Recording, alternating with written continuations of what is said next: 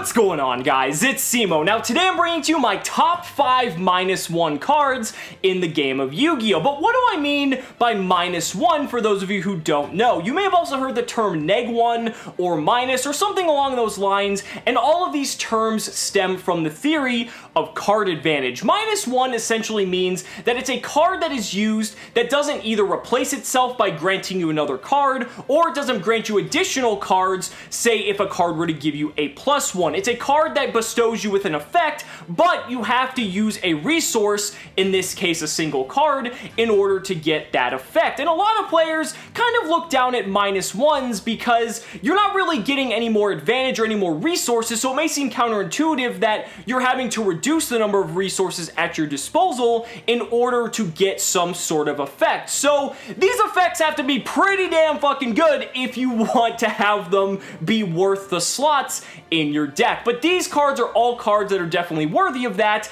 and we're going to get right into it. But if you're interested in card theory and card advantage, I did a whole video discussing that, and you can check that out right there. But moving on and starting with number 5, we have 1-for-1. 1-for-1 is a card that is notoriously powerful, but it also is in fact a -1. You have to use the 1-for-1 itself, as well as discard a monster card to special summon a monster from your deck, specifically a level 1 monster. Now, it's a little bit funny because the card's name is 1-for-1, but yet it requires 2 cards to summon 1 monster, so it is in fact a -1, so it should be named 2-for-1, but that aside, this card is incredibly powerful. It may be a little bit situational and niche because depending on the deck that's required to run this, the deck needs to have level 1 monsters that are worth summoning. Now, there are a plethora of level 1 monsters that are insanely powerful, and on top of the fact that discarding a card also has some synergies as well because you can fuel your graveyard for other potential combos there.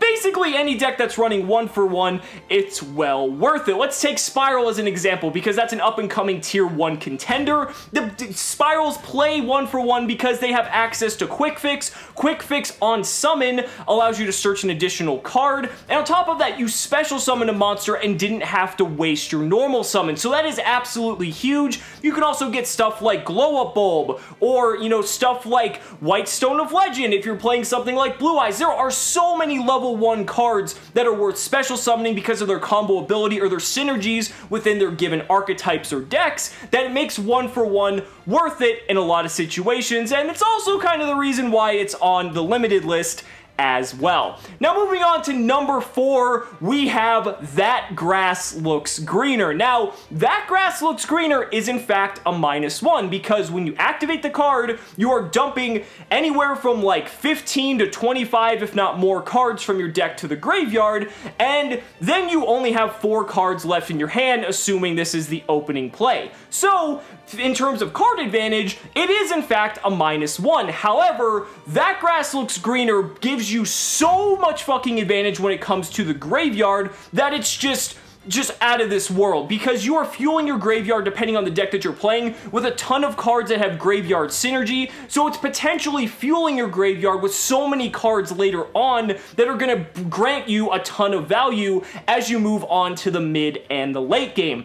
You've got decks like Paleozoic that can mill a bunch of Paleozoics into the graveyard so that you're locked and loaded and ready to start summoning out Paleozoics every time you activate a trap card. You've got stuff like Zombies, and you can synergize with stuff like Mizuki to banish cards to summon zombies out from your graveyard. You've got Light Sworns. You've got so many different graveyard-based strategies that That Grass Looks Greener, you know, complements rather well, and that's why it had to make the list. Now, I would say tied with That Grass Looks Greener is probably Foolish Burial, because while Foolish Burial only sends 1 specific monster to the graveyard, it's pretty much you're picking the monster that you want to send rather than milling a million different cards. And Foolish Burial is a lot more generic because That Grass Looks Greener has to be played in a 60-card variant a lot of the time, where Foolish Burial can be played in 40-card decks, and a lot of the time, the card you're sending to the graveyard off of Foolish Burial is going to grant you some sort of benefit, either immediately once it hits the graveyard, or later on as a potential combo piece because you sent it there to be used at a later point. But both cards are phenomenal, and they are very strong -1s nonetheless. Now, moving on to number 3, we have Dimensional Barrier. It's really funny that a card as strong and as powerful as Dimensional Barrier is in fact a -1, because when you activate Dimensional Barrier, you know, you're not getting anything for it, but what you are getting is the ability to essentially lock down an entire summoning mechanic and the effects of all monsters of that type for the entire turn. I mean, depending on the deck that you're playing against, this is pretty much just end the turn is what this card should read, but even though it's a -1, I think any of us, if a card says end the turn, then that's worth it just to lose one card. And we saw that during Zodiac format because that's why it was being played at maximum copies, because it pretty much did end the turn for Zodiac players, because under Dimensional Barrier, there was nothing else that they could do, and that's why the card is so powerful. It's become very notorious, although for the time being, at the current time of making this video, it isn't exactly the most usable card. I would say it's been delegated more to the side deck more than anything, but that doesn't take away from the card's power, and also from the fact that it's one of the most powerful -1s in the game. Now moving on to number 2, we have Kaijus. How could we forget about Kaijus? Kaijus, as soon as they came out, they were just tributing the fuck over every single problematic monster you could possibly think of, and still are to this day. Any type of boss monster, anything you don't want to deal with, Kaijus are perfectly capable of handling. You're losing a card out of your hand, but you're essentially removing a threat that would take so many more resources otherwise for you to deal with. Cards like ABC Dragon Buster, Apocalyphort Towers, the Raid Raptor Satellite Cannon. Then you also have cards like Trident, Masterpiece, any just big generic boss monster that's ever existed in this game ever since Kaijus have been released. Kaijus have been able to handle, and they've been able to do it very well. I think Kaijus definitely deserve this number 2 slot because essentially they're going to be around forever. There's no way to really deal with Kaijus outside of playing a card like Mask of Restrict, or if a card has a built-in immunity to being tributed, and the fact that it's an inherent summon and all these different things, Kaijus are always something that your opponent has to worry about. That's why you see ABC players tagging out with their Buster during the standby phase, because they don't want their Buster to get just absolutely fucking wrecked by a Kaiju. So the fact that Kaijus have essentially shaped and changed the game forever in that sense makes them one of the best -1s in the game. Now before we move on to number 1, I did want to mention a couple honorable mentions, mainly Honest, because